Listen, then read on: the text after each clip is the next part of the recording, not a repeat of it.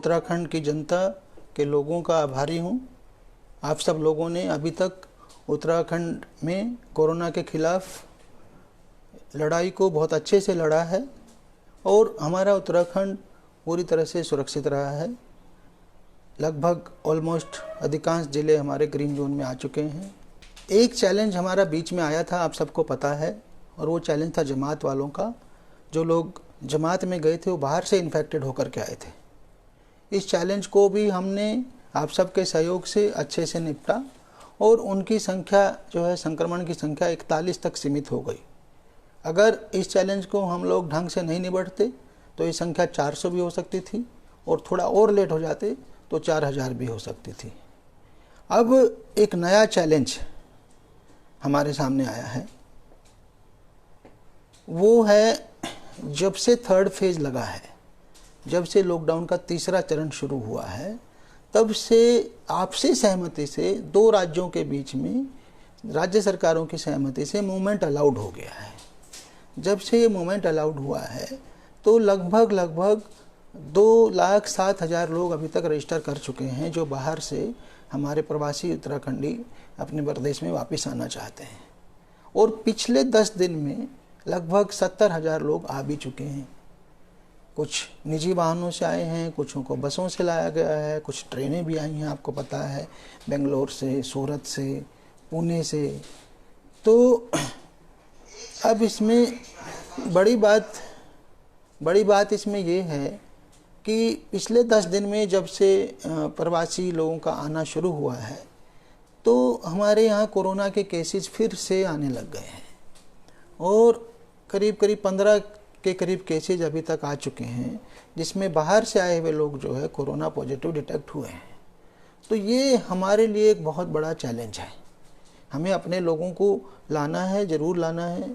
और जैसा मैंने कहा कि 1/3 लगभग लोग आ चुके हैं पिछले 10 दिन में, तो ये कार्रवाई अगले 10-15 दिन और चलेगी।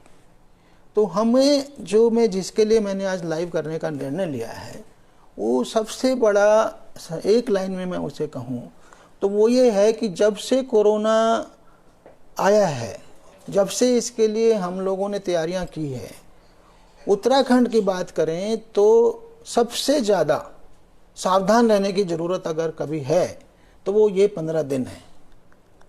सबसे ज़्यादा सावधान रहने की ज़रूरत, क्योंकि पहले हम ट्रेंड नहीं थे, पहले हम जागरूक नहीं थे, पहले हमें पता नहीं था कि क्या करना है, कैसे इससे बचना है, किंतु अब हम सब जागरूक हो चुके हैं। और पहले हमारे यहाँ केसेस भी नहीं थे, पहले हमारे यहाँ लोग भी नहीं थे जो कोरोना से इन्फेक्टेड हो। तो इन्फेक्शन तो उन्हीं से फैलेगा ना, जब लोग होंगे, जब इन्फेक्शन होगा तो आगे फैलेगा। तो उस टाइम हमने सावधानियाँ सीख ली, उस टाइम हमारी लापरवाही थोड़ी बहुत चल भी जाएगी।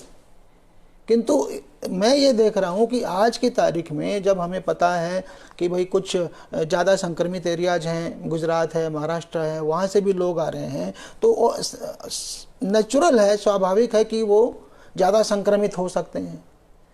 तो ऐसे में हमें बहुत ही एक्स्ट्रा सावधान रहने की ज़रूरत है। अगर हमने सावधानी नहीं बरती तो ये संक्रमण पूरी कम्युनिटी में फैल जाएगा। तो ये इसीलिए मैंने आज आपसे बात करना चाहा है कि आज की तारीख में जब से लॉकडाउन शुरू हुआ है, हमें सबसे ज़्यादा सतर्क रहना है। अभी जब से ढील दी गई तीसरे चरण में, हम लोग थोड़े से लूज हो गए। हम लोग अपने सावधानी जो है हमने थोड़ी सी कम कर दी है। हम लोग खुले में घूमने लगे हैं। 2 गज की दूरी का सिद्धांत था, उसको भी कम कर दिया है। मास्क भी, जितना शुरू में डरते थे, अब डरना कम हो गया तो मास्क भी पहनना छोड़ दिया है। तो ये सारी बातें नहीं चलेंगी। जो लोग बाहर से आ रहे हैं, अगर वो सिम्टोमेटिक हैं तो उनको इंस्टीट्यूशनल क्वारंटाइन किया जा रहा है।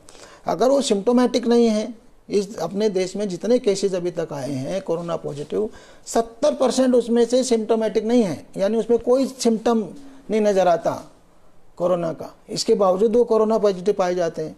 तो ऐसे एसिम्टोमेटिक लोगों को होम क्वारंटाइन के लिए कहा जाता है। तो पहले हमारी सबकी ड्यूटी है, जो आ रहा है उसकी भी, जो उनके घर वाले उनकी भी, जो उसके गांव वाले उनकी भी, कि इन सबको 14 दिन का क्वारंटाइन ढंग से अच्छे से करवाया जाए। होम क्वारंटाइन भी बहुत ही अच्छे से करवाया जाए और 14 दिन तक वो कहीं घूमे फिरे ना। अगर वो घूमेगा फिरेगा तो हमारा जो है इन्फेक्शन का रेट बढ़ सकता है। तो दूसरा इशू आया, जो हम कह रहे थे लॉकडाउन रहें, अपने घर के अंदर रहें। हम शुरू में बहुत सी जनता ने जनता कर्फ्यू खुद ही लगाया, क्योंकि उन्हें चिंता थी कि हमें इन्फेक्शन पकड़ लेगा। तो उन दिनों तो हमारा इन्फेक्टेड आदमी था ही नहीं। आज इन्फेक्टेड आदमी की मार्केट में होने की संभावना ज़्यादा है। तो आज आप इतना ज़्यादा क्यों बाहर निकल रहे हैं? वही लोग बाहर निकलिए जिसको इमरजेंसी है। अगर आपको बहुत ज़्यादा ज़रूरत है, बहुत ज़्यादा इमरजेंसी है, तभी आप बाहर निकलिए, अन्यथा बाहर मत निकलिए। अचानक देखने में आ रहा है कि जो है भीड़ बढ़ गई है तीसरे चरण में, तो कृपया करके अनावश्यक रूप से घरों से बाहर ना निकलें। क्वारंटाइन अच्छे से करवाएं। दूसरा, अनावश्यक रूप से घरों से बाहर ना निकलें। तीसरा, मास्क जरूर पहने। आप लोगों को बता दें, अगर जो आदमी इन्फेक्टेड है, अगर उसने मास्क नहीं पहना है तो उससे इन्फेक्शन फैलने का खतरा 10 गुना रहेगा। इसी तरह से जिस आदमी ने मास्क पहना है तो उसका इन्फेक्शन ग्रहण करने का जो है खतरा 10 गुना घट जाएगा। तो इसलिए मास्क जरूर पहने जब आप बाहर जाएं। और तीसरे पॉइंट, 2 गज की दूरी, उसे भी ना भूलें, किसी भी हालत में ना भूलें। अगर आप 2 गज की दूरी बनाए रखेंगे तो आपका जो है चांस जो है इन्फेक्शन पकड़ने का बहुत कम हो जाएगा। और लास्ट पॉइंट है कि हमें सैनिटाइज करते रहना है। अगर मैंने कोई दूसरी चीज़ छू ली, कोई दूसरा कागज़ छू लिया, कहीं और पे हाथ लगा दिया, तो अपने हाथ को उनको सैनिटाइज करते रहें, जिससे अगर इन्फेक्शन मैं कहीं से टच भी कर लूँ, पकड़ भी लूँ, तो वो वॉश आउट हो जाए। तो ये जो सावधानियां हैं, कृपया करके इनको मत भूलिए। अभी वो पीरियड है जो सबसे ज़्यादा सावधान होना है हमें, और अभी हम सबसे कम सावधानी देखने में आ रही है। मैं पुलिस को भी निर्देशित कर रहा हूं कि जो इनका उल्लंघन करेंगे, दोबारा से स्ट्रिक्टनेस करिए और इन सब के ऊपर मुकदमा दर्ज करिए, महामारी अधिनियम में, एपिडेमिक एक्ट में और डिजास्टर मैनेजमेंट एक्ट में। तो ये मेरा पहला और मेजर पॉइंट था। जहाँ तक जो मुझे कहना था, कुछ सवाल आए हैं लोगों के ट्रेन्स के और मूवमेंट के संबंध में। उन सवालों को अधिकांश का जवाब मैं 3-4 लाइनों में बता दे रहा हूँ। वो ये है कि अभी तक आपको पता है 4 ट्रेनें आ चुकी हैं, 3 हरिद्वार, 1 काठगोदाम, सूरत से, बेंगलोर से, पुणे से 3 ट्रेनें हरिद्वार आ चुकी हैं। सूरत से 1 ट्रेन वहाँ पे आ चुकी है काठगोदाम में।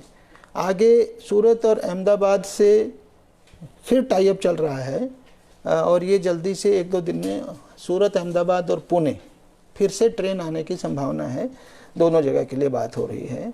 इसके बाद नेक्स्ट जो पाइपलाइन में है वो है गोवा, बेंगलोर और जयपुर। राज्य सरकार के निर्देशानुसार टीमें लगी हुई हैं और आगे इन जगहों से आने की संभावना, मतलब पाइपलाइन में बातें चल रही हैं, वो पाइपलाइन में है। कब मेटेरियलाइज होता है वो आपको पता चल जाएगा। फिर बाकी जो मूवमेंट है, जो लोग निजी वाहनों से आना चाहते हैं उनको स्मार्ट सिटी पोर्टल पे रजिस्टर कर लें, उनको अनुमतियां दी जा रही हैं। ऐसे लोगों को अनुमति दी जा रही है जो निजी वाहन से आना चाहते हैं। और बसों से भी टाई अप आपको पता है हुआ है, हरियाणा से हुआ, राजस्थान से हुआ, शुरू में यूपी से हुआ, चंडीगढ़ मोहाली से हुआ, अभी पंजाब से चल रहा है, हरियाणा और पंजाब से भी वर्तमान में चल रहा है। तो ये सारे हमारी टीमें लगातार लगी हुई हैं। जो बेस्ट पॉसिबल है वो हम आप सबके लिए करने का प्रयास कर रहे हैं। जो लोग निजी वाहन से आ रहे हैं उनकी स्क्रीनिंग जरूर होगी, और अगर सिम्टोमेटिक होंगे तो उनके टेस्ट होंगे। ग्राम प्रधान की क्या भूमिका है? ग्राम प्रधान जो है वो ही गाँव में क्वारंटाइन के लिए मेन मुख्य जिम्मेदारी उन्हीं की है। क्वारंटाइन, होम क्वारंटाइन बनाना, सेंटर बनाना, तो वो प्रमुख रोल में हैं। अगर वो अपने गांव को पूरा सेफ रख सकते हैं, अगर वो अपनी भूमिका सही से निभाते हैं, तो पूरा का पूरा गांव सुरक्षित रहेगा। किसी ने पूछा है कि कोई पेशेंट दिल्ली में फंसा है तो वहाँ से टैक्सी बुक करना चाहते हैं, बिल्कुल कर सकते हैं, और उसको मेडिकल ग्राउंड पे उसको इमरजेंसी पास मिल जाएगा, और निजी वाहन से टैक्सी बुक करके आ सकते हैं। काफ़ी लोग आजकल इस तरह से आ रहे हैं।